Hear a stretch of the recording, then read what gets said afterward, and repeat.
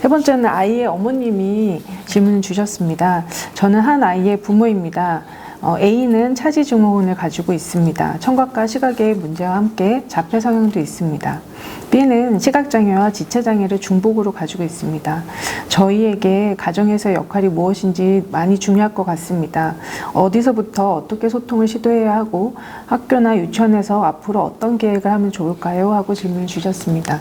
사실 아이 A와 B 아이가 둘 다 조금 다른 성향들을 가지고 있어서 두 분 선생님께 질문을 좀 드리도록 하겠습니다. 먼저 홍유미 팀장님께서 AI에 대한 부분에 대해서 답변해 주시면 좋을 것 같습니다. 네, 지금 차지증후군을 가지고 있는 아이라고 말씀을 하셨는데요. 저희가 차지증후군에 대해서 먼저 조금 설명을 좀 드려야 될 것 같습니다. 그러니까 차지증후군은 CHARGE라고 해서 이제 6개 이상의 이제 그 장애의 특성을 아주 복합적으로 갖고 있는 그런 장애예요. 근데 이제 선천적인 시청각 장애다 이렇게 볼 수가 있는데 이제 대표적인 특징이 안구 진탕, 그다음에 시신경 결손 이제 이런 게 있고, 그다음에 이제 심장에 대한 문제가 발생이 되고, 그다음에 호흡기 호흡 곤란이 오고, 그다음에 연화 반응이 안 되는 이제 그런 문제가 있고요. 그다음에 이제 생식기에도 문제가 생기고, 그다음에 귀에도 이제 문제가 생기는 이런 부분이어서 이제 거기에 특징적인 것이 이제 안구 결손과 그다음에 이제 귀 때문에 선천적인 시청각 장애 아동으로서의 한 70% 이상을 차지하는 게 이제 차지증후군이라고 하는데, 우리나라에서는 사실은 이 희귀난치성 질환으로 지금 분류되어 있습니다. 사실은 장애로 분류되어 있지는 않고요. 예전에는 희귀난치성 질환에 대한 그런 지원이 없었기 때문에 사실은 우리나라에서 이 차지증후군이라는 것 자체를 발견하고 그걸로 진단을 내린 지가 얼마 안 됐어요. 그래서 이제 지금은 희귀난치성 질환으로 이제 치료를 받거나 하는 데는 사실은 별로 비용이 그렇게 많이 안 가고 있습니다. 근데 이제 문제는 이 친구들이 중요한 게 교육을 받을 수 있는 그런 곳들이 없다라는 거예요. 그러니까 이제 현재 이제 치료 기관이나 교육 기관도 그렇고, 사실은 시청각 장애 아이들이 차지 증후군이나 또는 시각과 청각을 동시에 이제 손상 당한 이제 이런 아이들이 장애 등록을 받게 되면 시각과 청각 중복으로 나오는 경우는 좀 드물어요. 왜냐하면 주로 이제 이 시신경 결손과 안구 진탕으로 인해서 뇌병변 장애를 많이 갖고 오거든요. 그래서 뇌병변 장애와 시각 장애 또는 뇌병변 장애와 또는 뭐 청각 장애, 아니면 청각과 뭐 자폐, 지금 여기도 이 질문 주신 분도 자폐성 성향이 있다. 이제 아마 이게 시신경 결손으로 인한 그런 이제 자폐 성향처럼 보일 수 있는데, 그래서 굉장히 이 차지 증후군 자체가 스펙트럼이 굉장히 넓습니다. 그래서 아주 이렇게 지금 질문 주신 것만 가지고는 이 친구의 형태가 어느 정도인가라는 거는 사실은 파악하기가 좀 어렵지만, 일반적으로 좀 이 청각 장애 아동들을 교육하는 것들을 봤을 때 우리나라에는 그런 교육 방법들이 없지만, 외국 같은 경우에 아기 때부터 이제 이 아이들이 가지고 있는 남아있는 감각이 촉감이에요. 촉감. 그래서 촉감 교육을 많이 실시를 하고 있거든요. 그래서 이제 대부분의 이 시청각 장애 아동들은 보면 촉감이 굉장히 민감하더라고요. 그래서 우리가 보통 보면 촉감이 남아있으니까 촉감을 이렇게 좋아하지 않을까, 이렇게 해서 촉감 자극을 좋아하지 않을까 이렇게 생각을 하는데, 그렇지가 않더라고요. 저희가 왜 그럴까 생각을 해봤는데, 뭐 만지는 것도 되게 싫어하고, 대부분의 부모님들을 만나보면 촉감에 되게 민감해요 이렇게 얘기를 하거든요. 그게 왜 그럴까 생각해봤더니, 저희가 이제 그런 경험 있잖아요. 이렇게 깜깜상자 같은 거 해서 왜 뭔가 이렇게 눈 가리고 막 이렇게 넣어보면 아무것도 아닌데 막 무섭잖아요. 왠지 미끌미끌한 미역 같은 것도 왠지 뱀 같고. 근데 아이들의 느낌이 그런 것 같더라고요. 이렇게 나가 지금 안 보이고 안 들리는 상태인데 뭔가 자꾸 나한테 줘. 그러면 그 느낌이 뭔지가 싫은 거죠. 그리고 왠지 차가워. 그러면 그것도 싫고, 또 부드러워. 그럼 그것도 싫고 막 이래요. 그래서 이 촉감을 통해서 아이들의 인지를 발달시키는 그게 가장 기본적인 교육이거든요. 그래서 사실은 조기 교육을 시키는 게 가장 좋고요. 우리나라는 아직 지금 시청각 장애 아동에 대한 교육은 뭔가 이렇게 결과가 나와 있다거나 연구 결과가 나와 있다거나 이런 것들이 많지 않기 때문에 외국의 것들을 이제 저희가 차용해 와서 외국의 것들을 이제 가지고 저희 센터 같은 경우에는 지금 촉감놀이 치료를 하고 있어요. 근데 이 촉감놀이 치료를 할 수 있는 선생님들이 없습니다. 없습니다. 그래서 정식 교육 과정이 없기 때문에 이제 저희 같은 경우는 이제 뭐 미술 치료를 하신다거나 또는 뭐 놀이 치료를 하신다거나 하시는 분들이 오감 치료 과정을 배워갖고 오시면 이제 촉감 치료를 하실 수 있도록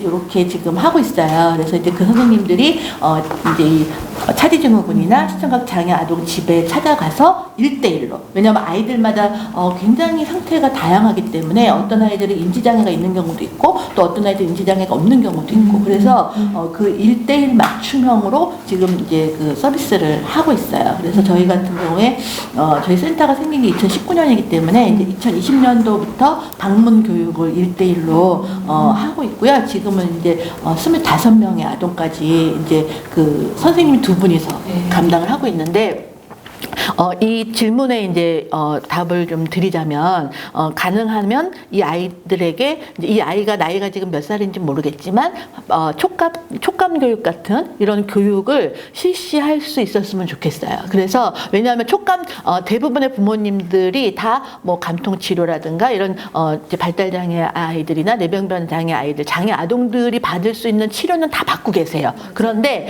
기본적으로 촉감 교육이 안 들어간 다음에 그건 교육이 들어가면 교육이 굉장히 이렇게 그 뭐라 그러죠, 이렇게 흘러 들어가지 못한다고 해야 되나, 이렇게 흡수가 안 되더라고요. 그러니까 그냥 튕겨나가는 그런 것들이 있는데, 촉감 교육이 잘 이루어진 아이들 같은 경우에 싫어하던 것들이 좋아하게 되고 또 만지지 않던 것들을 만지게 되고, 그러면서 감통 교육이나 또는 물리치료나 또는 이런 교육에서 선생님들이 이 아이가 굉장히 싫어하던 것들을 하게 됐어요, 이런 이야기들을 부모님이 들으시니까 굉장히 좋아하시더라고요. 그래서 이런 촉감 교육을 통해서 아이들의 인지를 자극해주고, 그 다음에 이제 여기에 조금 더 성장해서 뭐 놀이치료라든가 또는 뭐 미술치료라든가 음악치료라든가 이런 것들을 확장시켜 나가는 게 좋고요. 그 다음에 이제 이런 아이들에게 있어서 또 중요한 것은 언어 의사소통 교육이에요. 근데 의사소통 교육이 되어야 아이들이 어느 학교를 갈지를 결정할 수가 있거든요.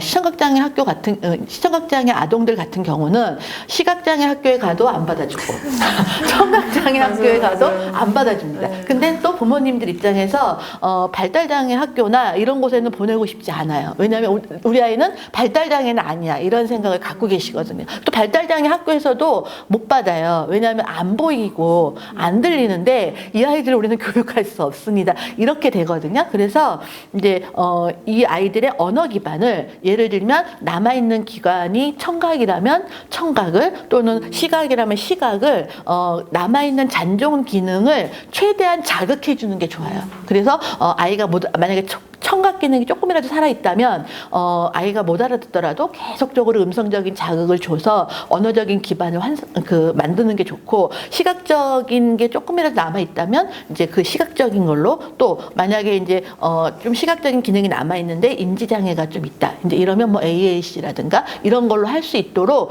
지속적인 자극을 줘서 학교 갈 준비를 시키는 것이 굉장히 바람직하다고 생각을 합니다. 그리고 이제 지금 현재 우리나라에서는 이 시청각 장애 자체가 법적 장애가 아니기 때문에 어떻게 특수 교육에서도 어떻게 해야 될지를 지금 아이들을 받을 수 없는 상황이거든요. 그래서 이제 그런 저희가 지금 그런 노력도 하고 있어요. 이제 법적으로 이런 아이들이나 또는 성인들이 서비스 받을 수 있도록. 그래서 저희가 바라는 거는 이제 이 부모님들의 목소리가 좀 나라에 정해져서 또 전해져서, 또 특수교육 그런 특수학교에 시청각 장애 아동을 위한 반이라도 좀 생길 수 있었으면 좋겠다. 네, 그래서 그 아이들, 그러니까 외국 같은 경우는 그런 경우가 많거든요. 그래서 이제 똑같은 장애 학교인데 시청각 장애 반이 있어서 이제 거기에 전문화된 선생님들이 들어가서 교육을 하는 거죠. 그래서 그런 것들을 저희가 지향하고 있기 때문에 그런 식으로 부모님께서 접근을 하시면 좋지 않을까. 그래서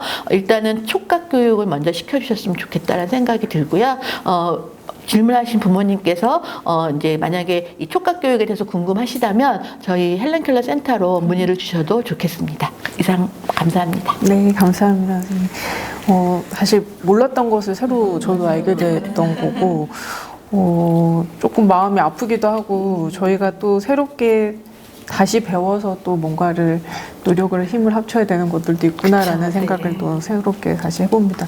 저희 친구들이 다양한 어려움들이 같이 복합적으로 나타나는 친구들이 많기 때문에 다시 새로운 시도와 새로운 공부들과 그리고 그 친구들과 어떻게 의사소통해야 되는지 정말 많은 전문가들이 함께 나와서 이렇게 토론을 하고 의견을 나누고 배우는 시간이 필요하지 않을까를 다시 한번 좀 배우는 시간이었습니다. 감사합니다. 그리고 똑같은 어머님께서 주셨던 질문 중에 B 친구에 대해서 B 친구는 시각장애와 지체를 중복을 가지고 있는 친구라고 합니다. 이 친구에 대해서는 어떻게 학교와 교육기관에서 가정에서 지원을 하면 되는지 박은주 선생님께서 네.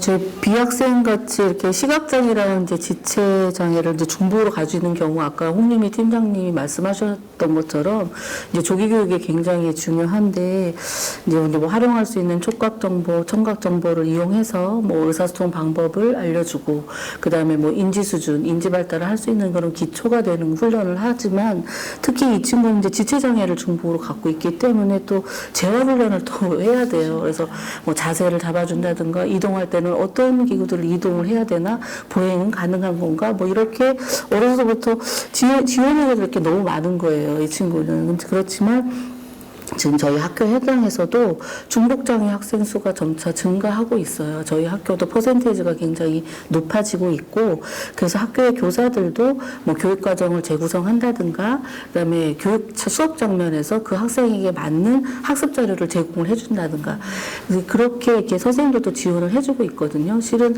시지각의 문제인지 시각의 문제인지 정확하지 않은 친구들도 많아요. 네, 그래가지고 저희가 헷갈려요. 이게 보이는 거야 안 보이는 거야 막 이렇게 헷갈려서 저희도 많이 속을 때도 있는데 그렇게 좀 어려운 점이 많이 있습니다. 그래서 이 학생이 지금 보면은 뭐 언어적인 발화가 되는지 안 되는지 정확하지 않지만 만약에 언어적인 발화가 돼서 의사소통 하는 친구이면 그래도 조금 뭐 여러 자극을 줘서 이 자극이 어때 좋아 나빠 이건 뭘까 뭐 이렇게 서로 의사소통하기가 되게 편할 거예요. 그렇지만 만약에 의사소통에 문제가 있는 학생이라면 정말로 어머님께서 난감하실 것 같아요. 어떻게 하지?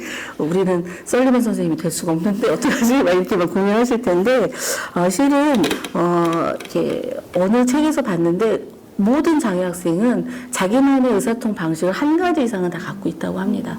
뭔지 모르지만. 그래서 특히 이렇게 의사소통이 문제가 있을 경우에는 부모님들이 이 아동을 정말 자세하게 들여다보셔야 합니다. 얘가 보내는 눈빛, 찡그림, 뭐 손짓, 발짓, 뭐 움직임, 뭐 이런 소리, 뭐 이런 것까지 저기 뭐지? 이렇게 아주 너무 민감하게는 아니지만 저게 무슨 소리일까? 제가 나에게 어떤 사인을 보내는 걸까? 그 사인을 기록을 좀 해놓으시는 게 좋을 것 같아요. 아무 때나 얘가 아무렇게나 사인을 보내지는 않을 거예요. 뭐 배가 고파서 기저귀가 뭐 얘가 지금 영화 같기도 해요. 유치원 이런 얘기 들어보시니까 그래서 뭐 배가 고픈지 짜증나든지 나는 뭐 TV가 보고 싶은지 나 음악을 듣고 싶은지 여러 가지 사인인데 얘도 방법을 모르니까 다양한 방법으로 아마 표현을 할 텐데 그거에 대해서 부모님이나 이렇게 집중해서 그걸 들어주고 그걸 정리화하는 단계가 있다 보면 확정을 해주는 거죠. 그래 울었을 때 배고파서 그래. 그래서 배고픈 걸 주었을 때 아이가 행복해하면 얘는 울었을 때 배고픈 거를 표현하는구나 이렇게 기억을 하고 이거를 엄마만 몰래 알고 있는 게 아니고 여러 사람들에게 이렇게 알려줘서 얘가 배고픔이 좀 찡찡대 이럴 땐 배고픈 거야 이럴 땐 기분 좋은 거야 이런 거를 변별해서 이렇게 확장시켜주는 환경을 확장시켜주는 게 굉장히 중요합니다. 그 다음에 이제 다양한 자극을 아까 이제 팀장님 말씀하셨듯이 막 주면 애들이 좋아할 것 같지만 그러지 않아요. 왜냐하면 시각적인 게 문제가 있기 때문에 이렇게 거부하고 막 던지기도 하고 막 뭐가 오면 이런 짓을 많이 하더라고요. 저희 학교 학생들도 뭐가 오는지 두려운 거예요. 그래서 이게 자극을 줄 때도 아주 천천히 단계별로 자극을 줘야 될 때 이럴 때는 이제 전문가의 도움을 꼭 받으셔야 된다고 저는 생각을 하고요. 좋은 자극인지 나쁜 자극인지 그거를 뭐 항상 이렇게 변별해가지고 얘한테 좋은 자극만 줘야지 나쁜 자극만 줘야지 이건 아닌 것 같고 그래서 어머니께서 다양한 자극을 얘가 받아들이고 변별해낼 수 있는 시간을 항상 주셔야 된다고 생각해요. 얘도 생각할 시간을 줘야죠. 이건 나쁜 자극일까? 좋은 자극일까? 이거는 그래, 이건 좋았어. 엄마가 이거 할 테니까 칭찬을 해줬어. 이걸 하니까 맛있는 새우깡을 엄마가 줬어. 이렇게 애가 생각할 시간을 줘야 되는데 계속 자극을 주다 보면 어느 순간 나 안 해. 이렇게 거부해버릴 것 같다는 생각이 들어요. 그리고 너무 나쁜 자극도 이렇게 좀 좋은 자극으로 바꿔주는 노력도 필요합니다. 저희 학교 학생 중에 한 명이 여자 목소리를 싫어해요. 어머님이 계속 잔소리를 하시니까 여자는 잔소리하는 사람 이렇게는 이제 다 생각이 된 거예요. 그래서 여자 선생님이 얘기하면 죽어도 말을 안 들어요. 아무것도 안 해요. 밥도 안 먹고 공부도 안 해요. 다 집어던져요. 근데 남자 선생님이 누구야 그러면 웃으면서 너무 행복하게 학습을 해요. 얘는 자극이 나쁜 자극이 이제 엄마 때문에 이제 생긴 거지만 어머니도 분명히 많은 노력을 하셨겠지만 그런 나쁜 자극이 생겼을 때 그걸 조금 좋은 자극으로 바꿔주시는 역할도 굉장히 중요해요. 왜냐하면 학습할 때 저희가 너무 힘들어요. 그래서 오죽하면 밥 먹을 때 밥을 안 먹으니까 밥은 저희 실무사 선생님이 먹이고 옆에서 오빠가 추임새로 맛있게 먹어. 그래 이렇게 목소리만 저희가 좀 그런 안 좋은 사기도 좀 근데 그것이 일단 자극에 대한 거가 이렇게 들어오고 얘가 반응을 할 때 나쁜 자극과 좋은 자극을 구별하고 그거를 이거를 좋은 자극으로 어떻게 바꿔줘야 될지 그런 텀을 이제 부모님들이 놓치게 되면 그렇게 고정돼서 애들이 학습 장면에서 힘들게 되는 경우도 있어요. 그래서 부모님들이 조금 너무 급하지 않게 천천히 좀 다가가셨으면 좋겠고요. 그 다음에 일상생활에서 필요한 기초적인 그 자립 훈련에 필요한 것들 있잖아요. 뭐 이런 뭐 쉬마려워, 뭐 먹고 싶어 이런 그런 기초적인 의사 표현만 잘 배워서 와도 유치원 생활이나 학교 생활에 어려움은 없다고 생각이 듭니다. 그래서 가정에서 뭔가를 어머님이 대단하게 막 이렇게 해주려고 하시지 마시고 이렇게 일상생활에서 필요한 기술들을 아주 잘 가르쳐서 그거가 정확하게 아이가 이동하고 이해하고 그걸 표현할 수 있으면 굉장히 좋을 것 같고요. 또 이제 이 친구들 같은 경우는 스스로 탐색하고 이동하는 게 또 어렵죠. 지체 장애를 경험하고 있기 때문에 그래서 공간에 대한 이해를 시켜주는 것도 굉장히 필요합니다. 뭐 화장실에 들어갈 때 여기 화장실이야. 여기서는 치카치카도 하고 응가도 싸고 목욕도 하는 장소야. 그럼 거기에서 나는 냄새, 소리 이런 것들을 자꾸 아이한테 이야기해줘서 아이가 그거에 대한 거부감이 이제 없도록 하는 게 좋겠죠. 거기서 좋은 자극을 만들어주면 훨씬 좋을 것 같고요. 그래서 좀 어려워요. 장소에 대한 이해도 정확하게 해주셔야 됩니다. 그래서 이렇게 시각, 지체, 중보 이러면 너무 어머님이 너무 힘드실 것 같아요. 막막하실 것 같지만 다양한 감각 활련 남아있는 아까 팀장님 말씀하신 잔존 감각을 살려서 아이들한테 전문적인 치료와 교육을 꾸준히 하시는 것도 좋고 제가 강조해드리고 싶은 거는 일상생활에서 가정에서 벌어지는 일들이 있잖아요. 밥 먹을 때, TV 볼 때, 뭐 화장실 갈 때 이런 일상적일 때 나오는 모든 것들을 아동과 함께 하고 그다음에 애가 할 수 있는 걸 스스로 찾아주는 활동을 계속 하시다 보면 이 친구가 유치원을 가든 학교를 들어가든 일단 생활하는 데는 그렇게 큰 문제가 없을 것 같습니다. 네, 이상입니다.